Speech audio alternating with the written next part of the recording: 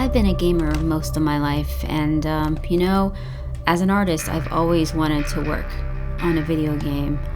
Just the collaborative nature of it, and just the massive effort that it takes to create this form of entertainment that's just rewarding and enjoyable and satisfying, and just the storytelling aspect of it. I always wanted to pick someone's brain about it, and I think this is my opportunity. So please enjoy this roller coaster ride.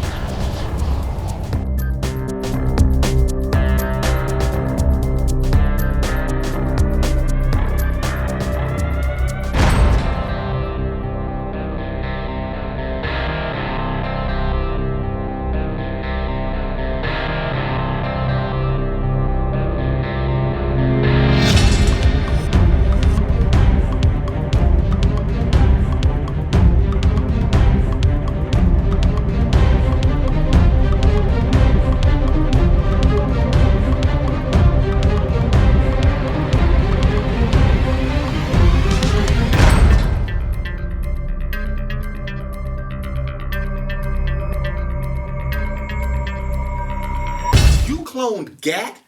Yeah. Wait! Where are you guys going?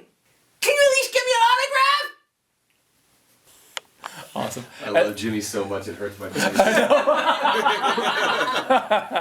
So I get to share my screen with two other people today, two other creatives. I know Chris. I'm here with Keith, and they are launching their Kickstarter. It is Frost Road. It's actually a graphic novel, and it's pretty crazy because I went and tried to look into Keith, and as soon as I looked at his resume on his IMDb, I was just like blown away. And I'm like, what? Where do I start? Because as Chris knows, I just started to film a documentary about my musician friend. And so there's like a music thing, and I'm obsessed with video games. My fiance and I, we play Call of Duty every night together. That's how I unwind. And Nice. so when I saw your resume, I'm like, okay, where do I start? So yeah. So I guess we'll start with like the beginning of your career first, just a little bit of that, and then kind of segue into like comic books, because I think most people want to know, like, how do you go from being in a band at a young age, having the guts to kind of like tackle the creative field, and then you kind of progressed into, video games, music, film, writing, comic books. I mean, everything that everybody wants to do, you managed to kind of find this like thread. So I guess we'll start with like that thread, which I think is you being in a band at a young age, right? Yeah, I think the core of everything is that at the heart of who I've always been, if I look back at my career, is that I've just always been a storyteller. And it started in music at a young age. I had picked up my first synthesizer at like 14 and started playing professionally when I was growing up in Arizona. And but I had a passion for computers and art and movies and visual effects and animation and all these different things. So I think music was just one form of being able to tell those stories. And when I was about 16, 17, and I was getting ready to graduate from high school, I had gotten accepted to Berklee College of Music, and my parents thought that was, going back east was too far away. So I ended up moving out to California to get a engineering degree and a degree from Cal State in music. And my parents were like, well, this music phase, it's gonna pass, and you need some business or something to fall back on. And but my school had like a full professional recording studio. There was this beautiful recording studio, and most of the other students were engineers, and I was one of the only musicians. So I would every evening just take all of my synthesizers and my samplers and all the music that I was working on at home, and I'd bring it into the studio because we had this $1 million studio, and I'd record all my demos. So my freshman year, I got my first record deal with IRS Records, and my parents just freaked the hell out because they were like, oh, this was a phase and you weren't supposed to actually do this. That was just supposed to be something that you're going to go to school and then fall back on something else. So needless to say, my parents, with a lot of pressure there, didn't want me to drop out of school to take a record deal. So all the record industry people thought that I was playing hard to get. And so by my senior year, I had, I think, probably like 2-3 dozen record offers. And finally, it came down to a really great deal with Sony, who had just bought CBS, a deal with Interscope, and a deal with Capitol Records. And Capitol had this really cool idea to do this whole idea with this thing called world domination. And it was like an indie label sort of vibe within the Capitol Records brand. And we actually were doing a comic book and all this really neat kind of themed stuff around the band that I was in. So I was originally in the band Biohazard, that we became Contagion on Capitol. And so I took the deal as soon as I graduated from college, and immediately just went on the road. We recorded our album and started touring. And the funny thing was that the whole time I'm touring, we're going from city to city, and you got these great tour crews and tour buses, and we're in the back of the tour buses playing video games, and we're playing Street Fighter. And everyone's like, "You really need to be in video games. You should be doing your music is great for video games." And I was like, "Yeah." And so a friend of mine who was at Sony before the PlayStation had launched, and especially because we were already talking to them on the music side, introduced me to some game teams. And those teams went on to be the guys who did BattleTech and Tony Hawk and a lot of other projects that I ended up working on down the road. And that was my start. And so I just started doing music for video games on the side of doing my albums and touring. And I was getting into films and other things. And I always had this passion of telling stories. So music was just kind of the first step of that.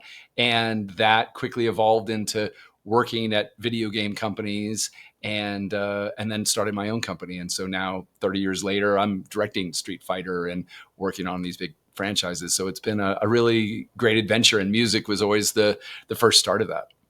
So when you went from, let's say, recording and filming music and doing voiceovers, from what I saw, like, how did you jump from doing the audio aspect of it and then being the director?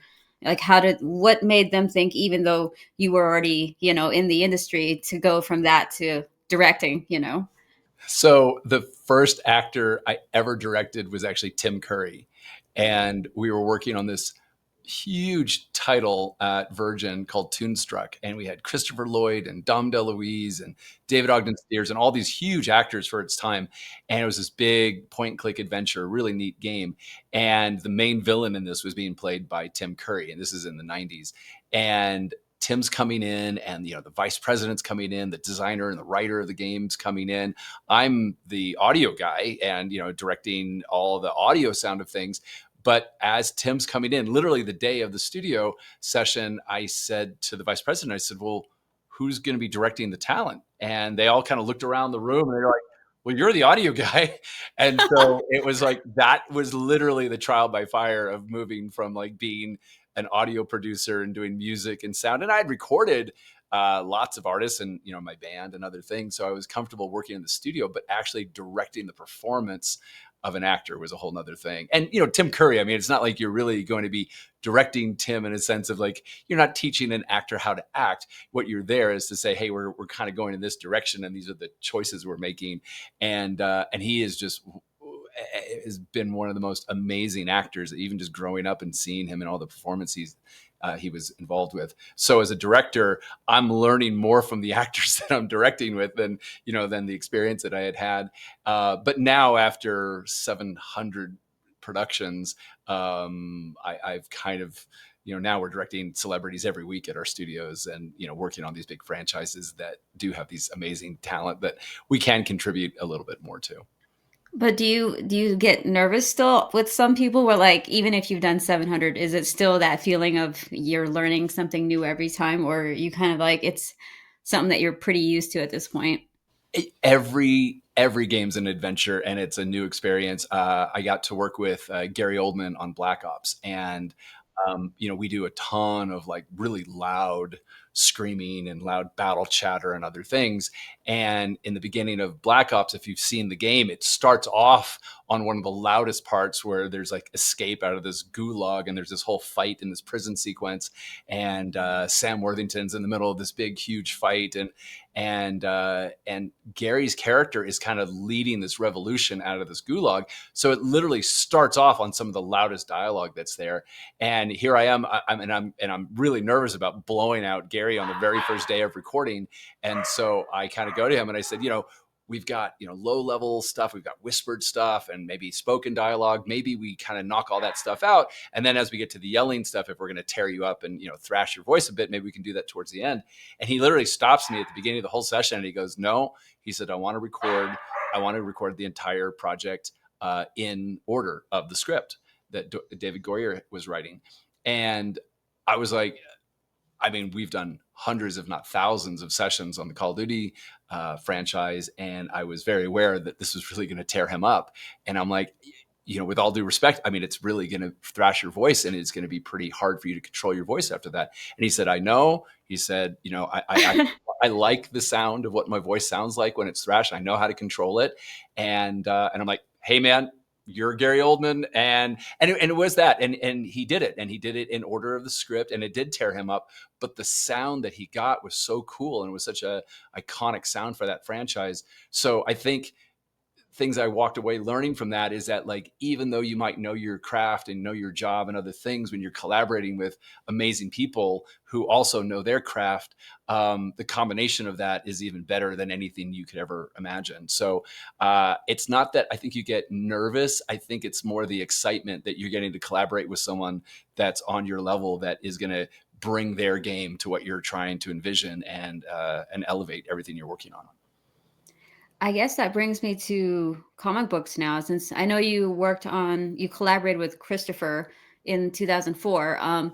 So I feel like since you've done 600 to 700 games, is this like kind of you going back to like, what, I still want to do a comic book? Is that kind of how this came about? Or how did you go from film and games and then all of a sudden back to comics? Because that sounds, I'm a comic book artist and I'm a writer, and it's like, it's so much work that I'm baffled by how you could manage your schedule and time to do all these things. Like, I would love to hear how that all got started. Yeah, time management is a whole nother level of things, especially when you're working for yourself or working for companies. I think I really was just passionate about telling stories, and it was people like Gary and other actors I was working with that said, we love these games, but we really want to hear your stories. We want to hear what you're doing. And so I was very motivated to start telling my own stories. And Ascend, that I did with Christopher Schei back in 2004, was really the start of that. It actually had started on this big dream that I had, this big dream about angels and demons fighting in this endless war called the Purgatory Wars. And they would send their strongest messengers or angels down to Earth to harvest these souls as part of the harvest. And these two brothers are ending up banished in this war and starting a new war on Earth. And this whole thing was this big epic dream that was kind of like Lord of the Rings and the Matrix all mixed up. And I had no idea how to tell a story like that, because in video games, obviously you're collaborating with design teams and programming teams and art teams and other people. But as a writer or as a director or as a creator, it's you. And here I had this very powerful dream that I really didn't know how to harness.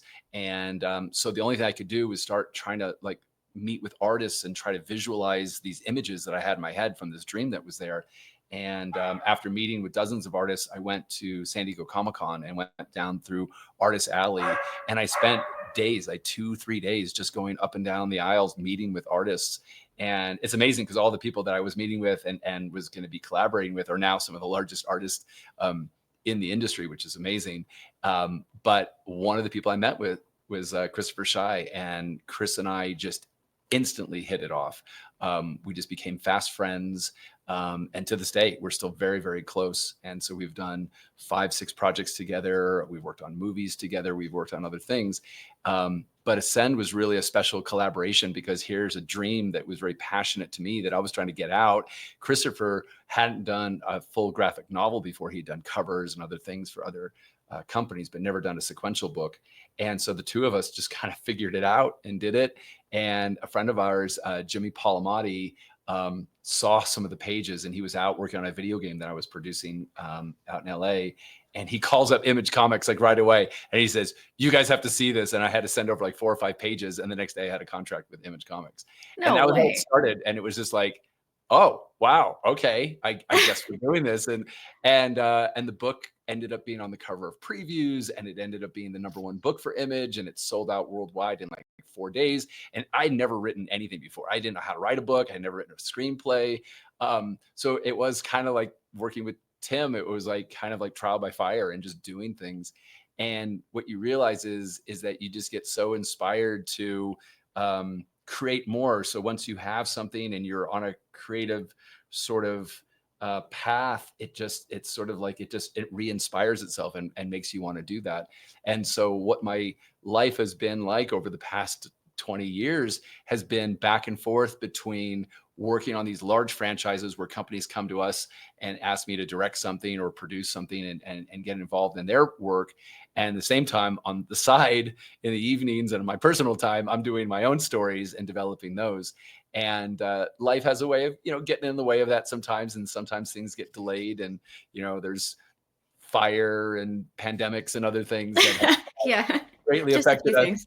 Yeah, and so the project that I'm working on right now, Frost Road, was really something that had come out of that, where I had created this actually years ago, about 10 years ago, and just because of all these things that had happened, really delayed that. So even though I've been doing all these hundreds of games in between, I've been wanting my passion projects to come back, and so I think that's why we ended up deciding to really take control over this and doing this as a Kickstarter and going straight out to our audience directly, who might know us from video games or my music background or other things. But this was a chance for us to kind of do our own work and get it out directly to the audience. And so that's kind of the next evolution of kind of where my career is going, I hope.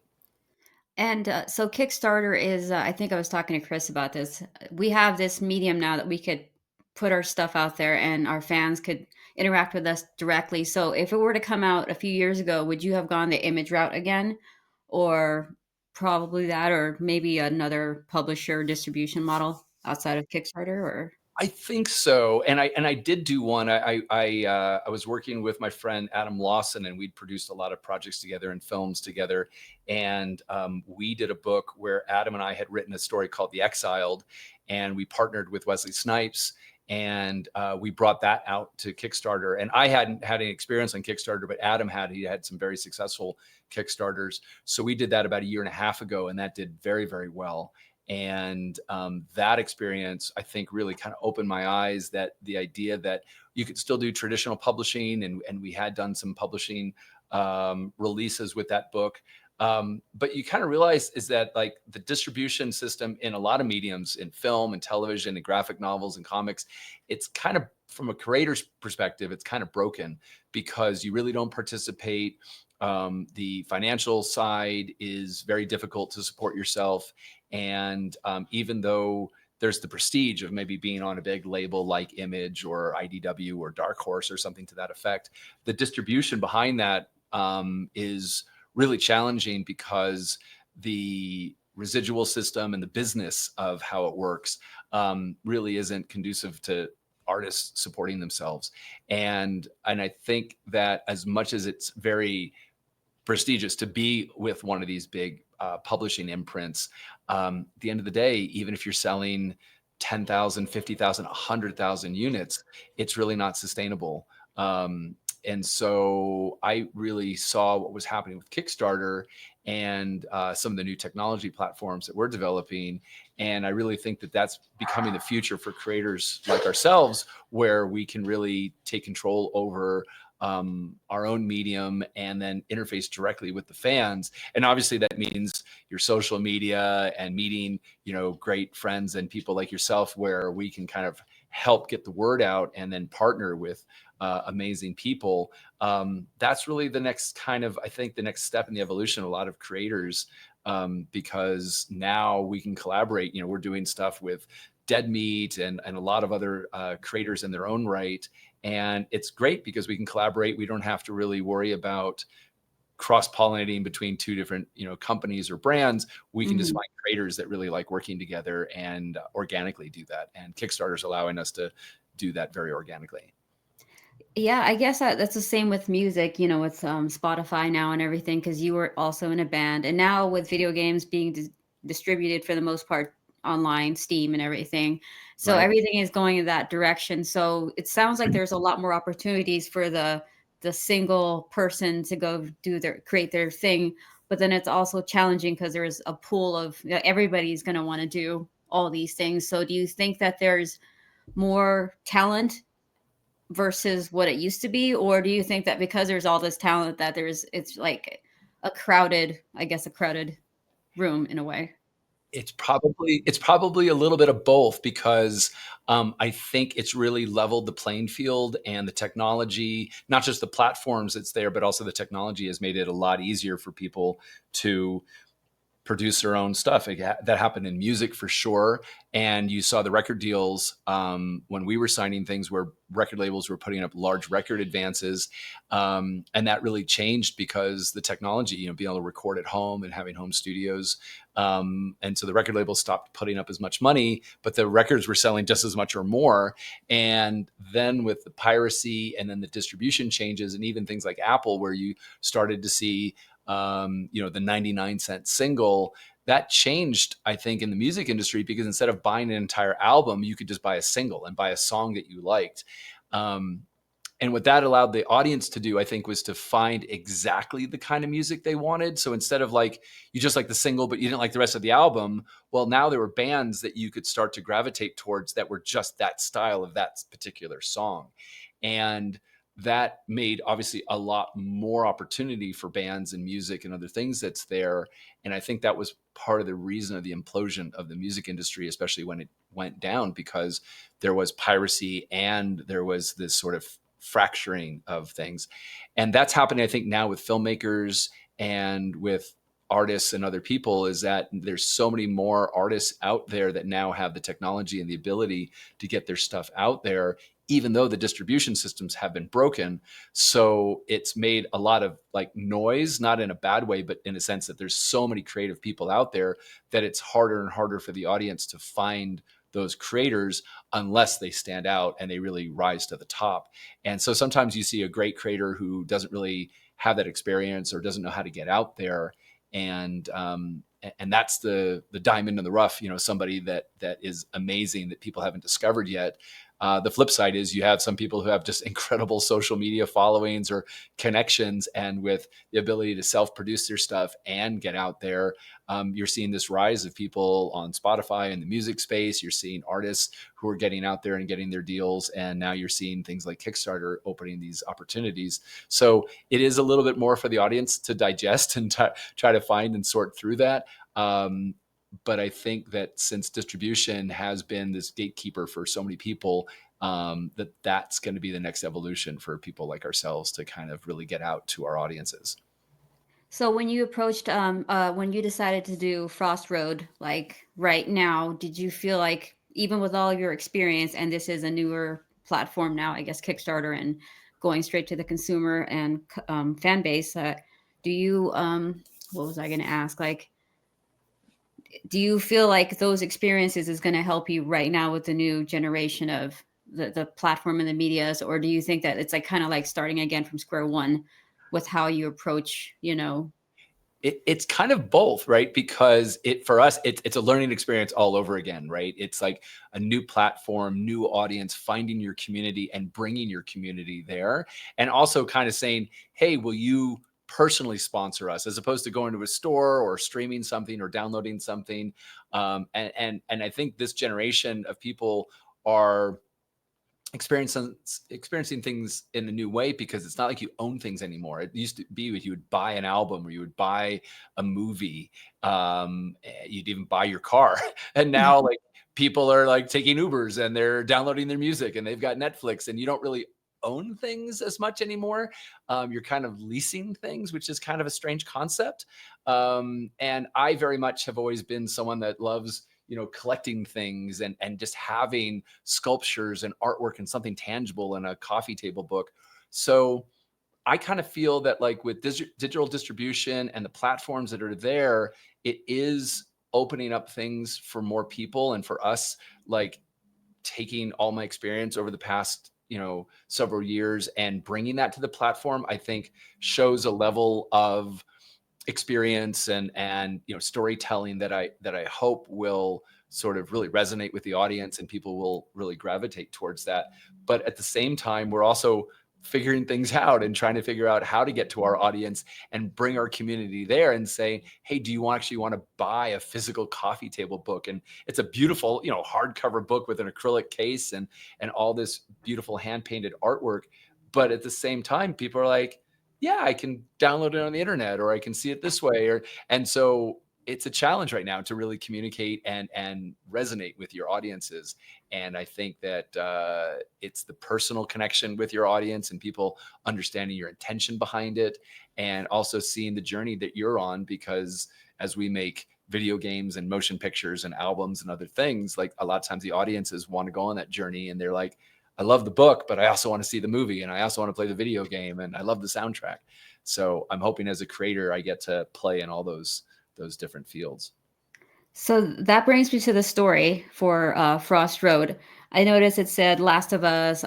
What is it? So there's a few different genres like Silent Hill and stuff. So when you're working on these games, does your brain just kind of ruminate, and all of a sudden you're like, oh, I have a story that it's another take on something? And some of the newer movies that come out, like, how many iterations of the story did you come up with before you finalized the version you have that's ready to go right now? Do you know? It's interesting because, in the case of Frost Road, I actually created this with another writer, Brandon Humphreys. Brandon and I had worked in the game industry for years. We worked all the way back on Demolition Man and other games years ago. And we had started to collaborate on a lot of ideas. And as my career started to move into both the creation side and the directing side, I really started to iterate on a lot of these story ideas. And even though Brandon and I have continued to collaborate and do a lot of projects together, these were some of the original ones that we started with. And it's interesting because some of these ideas, which were so original 10, 15 years ago, now we've seen films like The Last of Us and Quiet Place and Silent Hill and other things that have come out that actually have very similar themes and other things. And even though our project is very original and very different than those other ones, you see how it resonates with those audience, and it's art that influences art that influences art. And all of us, I think, have seen in the creative space, derivatives and other things that have been influenced by things. And it's interesting to be full circle with, especially a project like Frost Road, because Frost Road, the main character, it's not that it's a video game, but it has the same sort of structure in a sense that our main character wakes up behind the wheel of a car from a car crash in the middle of this forest outside of this town of Frost Road. And he's crashed and has no recollection of who he is. And he starts off with this amnesia. And so from a game mechanic, that's actually a very similar kind of thing where you as the player enter a world and don't necessarily know everything that's going on. And through discovery, you kind of experience the story firsthand. And so one of the things I really loved about this story was that you were following this journey of this guy that only knows his name is Chris. And as he discovers this town of Frost Road and this apocalyptic sort of event that's happened that's caused everyone to tear themselves apart in a pretty gruesome way, and he seems to be immune to it, it starts to sow this distrust and all of this sort of paranoia of what's going on because he's not affected by it. So when he does find some survivors that either are immune to it or have been victimized by what's happening, they don't trust him and he doesn't trust them. And so it becomes this psychological thriller because at the same time there's this ticking time bomb that all these people are sort of in the midst of being impacted by these invisible waves that seem to be ripping the whole place apart. So this theme of sort of paranoia and distrust of each other in the midst of a town that is sort of in this very scary event that's going on was kind of a theme that I just loved running with. And even though you've seen things like Silent Hill and other things, Resident Evil, that are in the similar worlds, we have a much different play on things, and ours is actually based in a lot of science and reality and some things that I was researching that was going on based on sound and other things. So my background in music was a really great foundation to play a character in a book like this. It's ironic because it's silence, but you're the audio guy. I love it. Like, that's going to be interesting.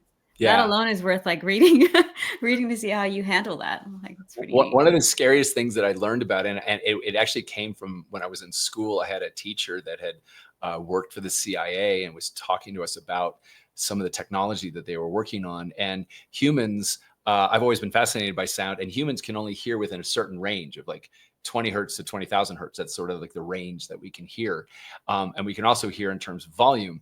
And so between pitch and volume, that's how we hear speech and other things. But there's a lot of frequencies that we can't hear. And you know about like earthquakes, or sometimes dogs or horses or animals can hear subsonic frequencies, or there's ultra high frequencies like radio or television broadcasts or things that are beyond the range of hearing. But what the CIA was experimenting with was frequencies that were too low to hear at volumes that were detrimental, that could actually kill somebody. And that freaked me out. I thought that was terrifying, that you could use sound as a weapon. And kind of in a scary way, the military has used a lot of these sort of sound devices, not necessarily just as weapons, but also for sonar and other things. And when they impact animals like whales or dolphins, you've seen these mass beachings where whales and dolphins have just killed themselves to get away from these signals. So that was kind of the basis of what the story is. And I don't want to give away any spoilers in the story, but that idea of how sound could become something terrifying and something that you couldn't even hear, I thought was a really interesting idea. And there are these churches in Europe where you walk in and you get the sense and the presence of like God or some sort of I hear about that. spiritual building. And that's low frequencies actually hitting you in these big basilica style churches, because they're basically these large standing waves that are building and building, and they're not loud enough to do any damage, but you can feel them and you get the sense of God, and they call them the God frequencies. So I love playing with ideas like that, and the idea that you can take something in reality and bring it into something like a horror story like this, I thought was kind of fascinating. And so that was kind of how Frost Road got started.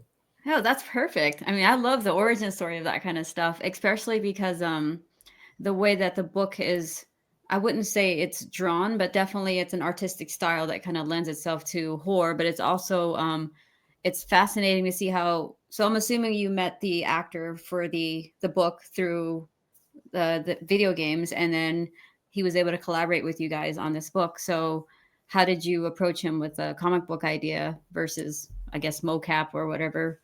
Doing other styles. So the main character, Chris, is played by Yuri Lowenthal. And Yuri and I have been fast friends for the past 20 years. We actually shared the same birthday. Yesterday was both of our birthdays. And we actually met. He was actually auditioning on a game that I was going to be directing on for Prince of Persia. And he had played the Prince of Persia in the first game.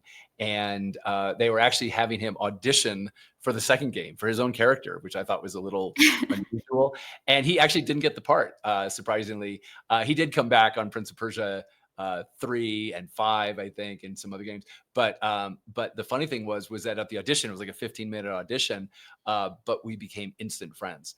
And I immediately started bringing him into my video games, and early video games like Digital Devil Saga and Persona and all these other games I was working on. Yuri just was perfect for it. And so we've always been friends. We've always loved collaborating. He's got this fiercely independent spirit the way that I do, even though he's been working on huge franchises, because now Yuri is, Spider-Man in the Insomniac games, and he's in Helldivers, and he's in so many amazing franchises. But as our careers were kind of taking off, we just enjoyed working together. And he starred in my first motion picture, The Phoenix Incident, a few years ago. And so we've always had these experimental projects we're working on. And so I said to Yuri, I said, hey, I want to have some photo reference. So as Christopher Schei is painting, I want a character that is recognizable and very distinctive. And so Yuri was like, sure. And so I think for like 3 or 5 days, we went around all over Los Angeles, all over PCB, our property. And we took cameras and video cameras, and he was in full costume, and I would have different lighting setups. And we actually did 2 projects. We did Dead Speed, which is another project together, and then Frost. And as we were doing the storyboards with Trevor Goring, Christopher was painting all the images for the storyboards, and we had Yuri as our reference model. And it was great. And so it's interesting, because also we did this like we started about 10 years ago. And so as we've both gotten older and kind of aged a little bit, it's kind of funny. This book is sort of an immortal sort of archive of our collaboration. But what's great now is actually the book is actually finished. So a lot of times you'll see Kickstarters like this, where people are collaborating and raising money to kind of do the artwork. The benefit that we actually have with this story is that we've done all this. Like the book is actually finished. So our Kickstarter is kind of a unique campaign in the sense that we're going to be using the funds for fulfillment and for printing. And so that way we can do a much higher print, really nice sort of coffee table book with this acrylic cover. And so it's kind of a unique campaign, and it's kind of fun because we just, we've done some appearances together, Yuri and myself, and we also have a few other actors. We've got Edo Ross from Full Metal Jacket and Chris Yates from Transformers and Extraction. And it's neat because even though the book is fully painted, it has this sort of dreamy photo like quality about it that you can't really put your finger on. And it's neat. It's just kind of a unique style, and it's kind of fun to see it now come to life as a book.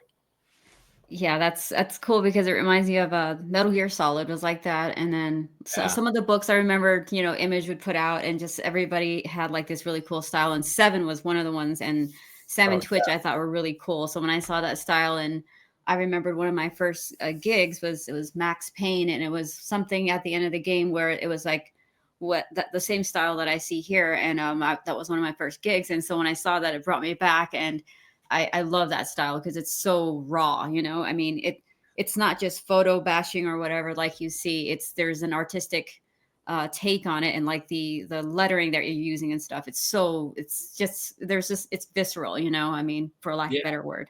Yeah, because I think word balloons have their place in certain types of comics, but like in a book like this, we just wanted the text to be there to be more cinematic, almost like it's like a subtitle, but not really, because it's all hand etched. And especially you're seeing so much AI right now, and a lot of people are using it to, I think, replace a lot of artists. And while I think AI has a place as a tool to be able to repair and fix things and use it as a tool in the right creative hands, this is something that's, by humans for humans, right?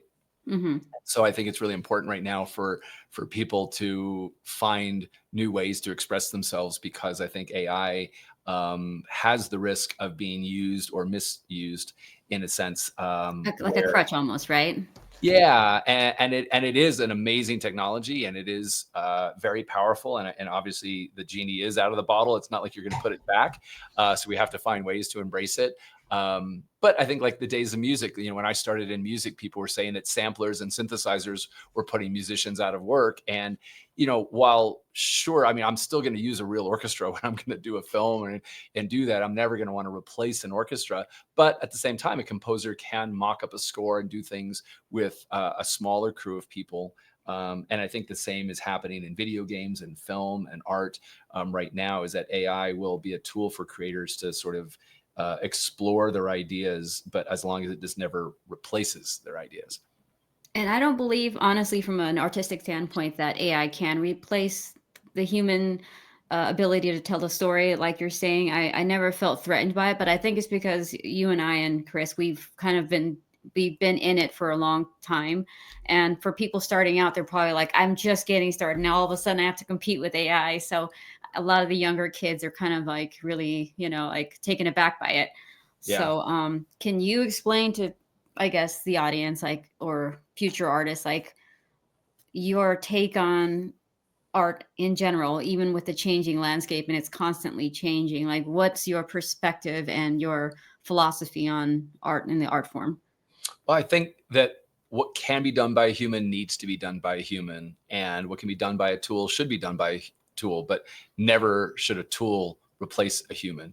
And so I think from an ethical standpoint, as long as you're making creative choices that can never be replicated by AI or a computer. They can be imitated and they can be similar. And for people who have a lower taste level, maybe some things are just good enough. But I think that, like we're talking about, the amount of tools that have been available to creators over the past several decades, it makes it harder to stand out over the noise, but at the same time, it also allows the cream to rise to the top. So I think it puts more of an onus on all creatives, not just artists, but musicians and actors and other creators to have their own distinctive voice and something that's not easily imitated, but actually makes them more unique. So I kind of think in some respects, as scary as it seems, and people are so concerned about being replaced by AI, I think what it's going to do is, because there's going to be so many derivatives and so many things that are similar to other things because of AI, that you're going to see new and fresh voices that are going to push the limits of what our taste and quality levels have ever seen. And some things will look beautiful, some things will be the opposite. I remember a game that came out years ago, and we made fun of it because it was so silly, and then got hooked on it. It was called Parappa the Rapper, and it was I like, remember that game. like, it was so silly and so juvenile, and you just gotta believe. And it was like this really silly game. And the funny thing was, it was so ridiculous that all of us at the game companies were like sharing it with everybody to say, like, can you believe this? They actually put it in the game. And then everyone's like, crack, crack, crack, the egg goes in the bowl. And everyone starts like singing along with it. And you're like, oh my God, like this is actually crazy. So I'm not saying that things have to be bad, but it's just that they can be different. And I think that you're going to find surprise hits and new creators and new voices that are going to come out of this. And if AI helps empower that, fantastic, as long as it ethically never replaces those voices. And I think that's going to be the struggle that we're all going to be facing over the next several years, because the quality is getting to be unbelievably high. And now there has to be the audience and everyone to support the creators that are putting out, the real work. Wow, thank you for answering the AI question without me having to make my own episode about it, because I'm like, I don't know how to explain it without like sounding like, oh, but you've already done the thing, so you don't have to worry about competing and stuff. But I think it's all, even though the medium changes and the platforms change, I think being an artist is still consistently the same, and telling the stories, like you said. And I'm kind of drawn to that too. And I realize, like, if someone could tell a story in one form, they have a tendency to want to tell in other forms as well. So I'm really looking forward to your book, and your team is solid. And I love the style, the look, and everything. And I don't watch horror movies anymore as much as I want to. I could do some of it, but then I'll close my eyes and I'll ask my fiance to tell me if there's any imagery that I don't want to see. Because the one thing that scared me the most was like Ringu or The Ring. That movie freaked me out so much. And so when I saw the way this book looked and the colors, I'm like, once upon a time I'd be like all over it, but right now I'm like, oh, okay, that scares me. I think psychological horror is actually scarier because blood and guts and everything else like that. Sure, I mean it's gross and everyone can kind of squeal and see that, but psychological horror sticks with you in a way that you can't close your eyes, right? Because it sticks with you on the inside, and it's the kind of thing that when my daughter was really young and she started to get into horror films, she really wanted to see The Shining, and she didn't understand why I didn't want her to see The Shining until she was older. And I said, have you ever had a dream that kind of keeps you up at night and you just can't go back to sleep because you can't stop thinking about it? And she goes, yeah. And I said, that's psychological horror. That's the kind of thing that keeps you up at night, that no matter blood or guts or anything like that, sure, that's disgusting. But like the psychological horror is the kind of thing that gets under your skin and sticks with you. And so even films that I grew up with that were the scariest films, like even like Alien or Halloween or some of these early films that were more like stalker films, it's like what your brain fills in that you can't see is scarier than what you can see. And so that's why no amount of blood or guts really matters. It's really the concept that gets under your skin.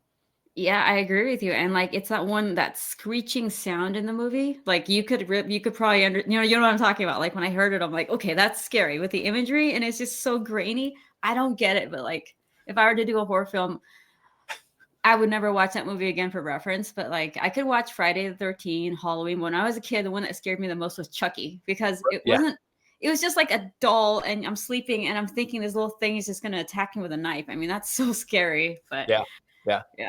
And it's interesting, because just your brain fills in so much that, it just kind of, it's your own worst enemy because your brain is much scarier than anything you'll ever see.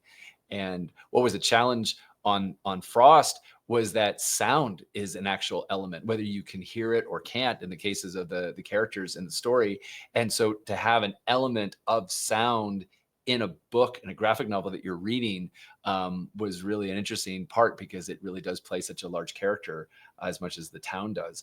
And so as a filmmaker, you can use sound and visuals and other things that's there, but in creating comic books or a graphic novel like this, it was a different sort of approach to be able to do that. So horror and psychological horror and sound and all these different things kind of come together. And I think that that's why I think you find different artists and other people that will have their own voice because they're experimenting with new things that you don't always see in this medium. That's going to be the fascinating part, is the sound aspect of a comic book where you can't actually audible. It's not audible. So that's going to be interesting. Yeah. So do you have any advice right now for people who are starting out and they still want to draw comic books, even though the landscape has changed in terms of distribution and the use of AI in some aspects? Like, what kind of advice would you give someone starting out right now? It, as daunting as it seems, it actually is a really great time to start experimenting and getting out there because there are new platforms, not just like Kickstarter, but there's so many new platforms and social media and YouTube and other ways to experiment where sometimes we joke about like short attention span theater, where you're getting something out that's 30 seconds or a minute. But what you're seeing is a lot of filmmakers and a lot of creators and writers and musicians are really experimenting and getting their things out there. And so in the days of old where you had to have these facilities like recording studios and large infrastructure to invest in an artist just to get your stuff out, those barriers are gone now. And the only barrier for you now is your ideas and getting out and finding your tribe, finding your community of people that resonate with your particular idea. And I think as a creator, as long as you find one person, just one person that loves your ideas or would buy your album or buy your book or support your film, that means there's going to be someone else. And it might not be everyone. It might not be like a mainstream idea, but there's going to be fans out there. And if those fans can then in turn support you and what you do, then you have this direct relationship with your audience. And so I think creators now have more opportunities and better opportunities than it's ever been because the technology is there and the platforms are changing. And I think people are recognizing that the distribution doesn't have to be so broken the way it was. And so one of the things we're doing as part of our Kickstarter is not only doing the book, but we're actually trying to give back to our community. So a lot of the tiers that we're actually offering for our rewards are not just buying prints or merchandise or other things.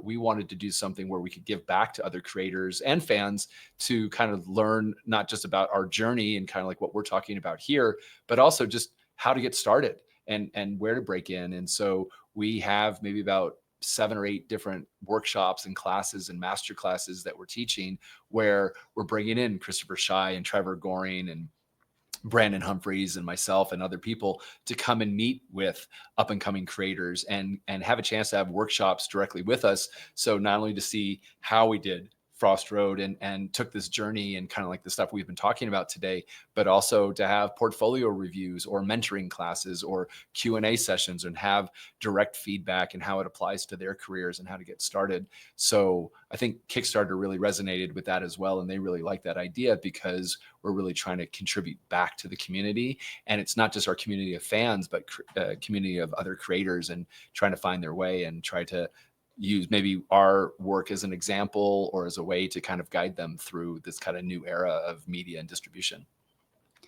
Well, thank you guys so much for not only contributing artistically to the industry that we all know and love, whether it's comic books, films, and music, but also, that positive feedback I think is very important for people. And not only that, but now hearing from you, like you guys are gonna have workshops and ways to kind of build a community around like this new and awesome, I think it's awesome, outlook on art, right? I mean, That's why we do what we do, you know? So it's worth all the hassle, I guess.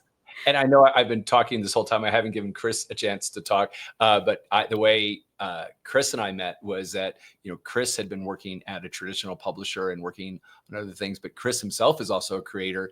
And as I was doing a podcast with another creator, we had a chance to meet, and with Chris's background at UTA and Disney, and also as a creator, he was starting to put together all these connections between what creators need, what he himself was experiencing, and obviously what we were doing. And so that's how our friendship really started. And so anyway, Chris, I'm sorry, I've been just dominating this whole conversation, but Chris is now running our special operations for all these, because we're seeing this as kind of a new opportunity, not just with this book, but a lot of the other things that we're going to be doing. There's no need to apologize. This is for you, my friend. We're trying to, bring everyone out to know what we're doing with Frost Road and PCB and Keith. And I'm perfectly happy just kind of, being the signal guider of sorts, as you will. But thank you. That's very kind. And I'm very grateful. And we just wanted to give back to the people. And because we know how hard it is. I mean, when I was at UTA looking at IP, because I specifically worked in the genre, comic book, film, non-traditional things, I was always looking at Kickstarter, be like, okay, what's resonating in the audiences? What's that thing that is not the most obvious thing? And I can give you one example is Roy Okupe, who did Ianu, and that's now at Dark Horse. Like, I worked with him, and I'm like, I love your work, and I think it's amazing. And we were able to kind of help him, guide him in some ways, I think. But at the same time, his work spoke for itself, and really thought it resonated with folks. And now it's going to be either is or will be a show on Cartoon Network. So you just have to kind of do what calls you. And so when people ask me if I'm ever in that position, I just say, do what makes you happy. Truthfully, as Keith has said, and you kind of touched upon, is like, what's going to get you out of bed every day, and what's going to make you, what are you in control of, and just be excited. Because truthfully, if the work is good enough, the people they will come eventually. It may take a year, it may take 5, it may take 10, but at the end of the day, like, the things will happen. Because everyone always asks me, like, oh, do I need a manager? Do I need an agent? I'm like, truthfully, like, the managers and agents, maybe, yes, they do a lot. I'm never going to take anything away from them. But for the most part, they either make introductions or get you across that, like, 1 yard line, to use a sports analogy. It's like, you still have to put in the work. Like, you have to be so exceptional that your stuff has to be worthy of them doing work. Because just to kind of give you more insight is, like, you have to know, like, they have to pitch that book for months on end. Maybe they have to live with that. They have to know that they don't want to look at it as like, oh, on page 7, did you have an error or something? You know what I mean? Like, they have to think the work is good. And so to all that to be said is, like, you just focus on you, control your controllables, and then, just try not to get discouraged. I know it's a rough world and it's hard, but, just focus on what you can. So yeah, I think a lot of creators actually, the one thing I've seen in the one bit of kind of advice, I would say, the continual thing I've seen with creators is that they're so afraid that their work isn't good enough that they never put anything out.